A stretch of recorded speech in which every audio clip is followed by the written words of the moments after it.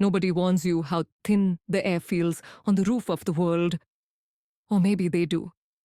And you don't listen until you stand there high above Lake Manasarova.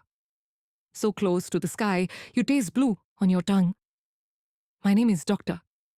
Ira Sen, Indian Geological Survey. I'm the only woman on a multinational team sent to document Kailash's unexplained magnetic anomalies. That's the official line. But that's not the truth. The truth is, I was never supposed to be here. It started with a file.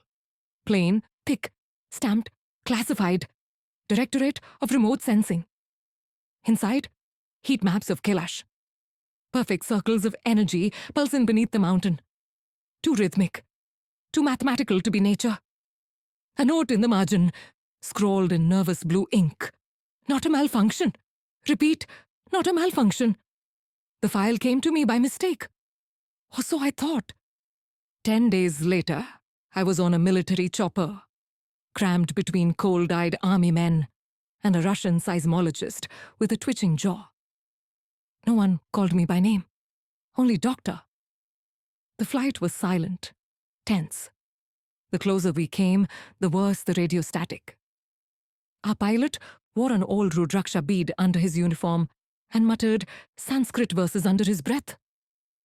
No one slept that night in Leh.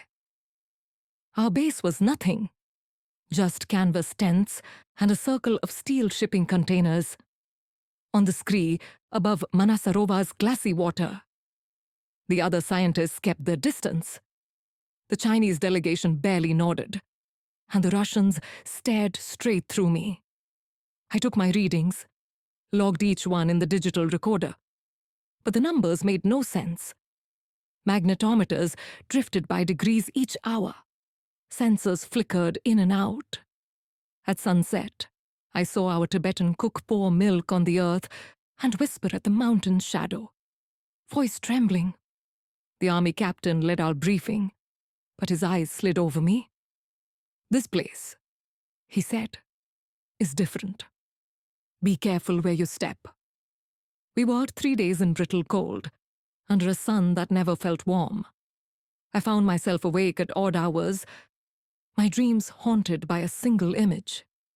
The summit of Kailash splitting open like a wound, blue light pouring out, an endless spiral of stone steps descending into the dark. On the 4th morning, I was woken by shouting. The Russian, Volkov, was gone. His bunk empty, boots lined up, jacket left on a hook. They organized a search. No tracks, no blood, no answers. The team grew quiet, nervous. Some began to avoid my gaze. That night, I walked to the edge of camp, drawn by a sound I couldn't explain. A kind of singing, low and electric, coming from beneath my feet. I pressed my palm to the ground and felt it.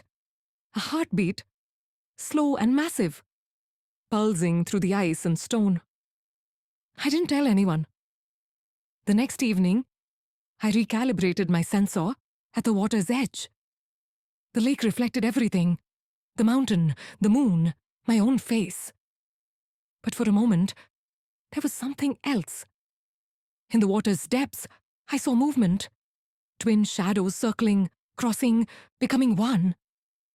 When I looked up, the summit of Kailash was lost behind a bank of dark cloud. The guides whispered and began to pray. After midnight, the sky erupted. Lights, blue and silver, spun around the mountain's peak. Every watch in camp stopped.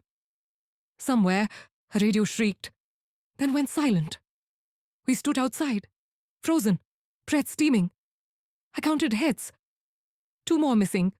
1 Chinese engineer, 1 Indian porter. Nobody spoke. Inside my tent, my field book had new entries, pages I hadn't written. Lines of script, looping and endless, filled with numbers.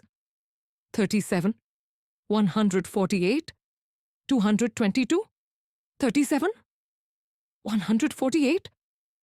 Over and over, as if I was trying to break a code in my sleep. Ira, you're not dreaming? I wrote on the next page, trying to steady my hand. But my handwriting didn't match. At 3:17 a.m., the lights went out. A cold crept into my bones. The chanting began, not outside, but within me, as if the mountain itself was using my lungs to sing. And somewhere far below, deep under the ice, something ancient turned its gaze upward and remembered my name.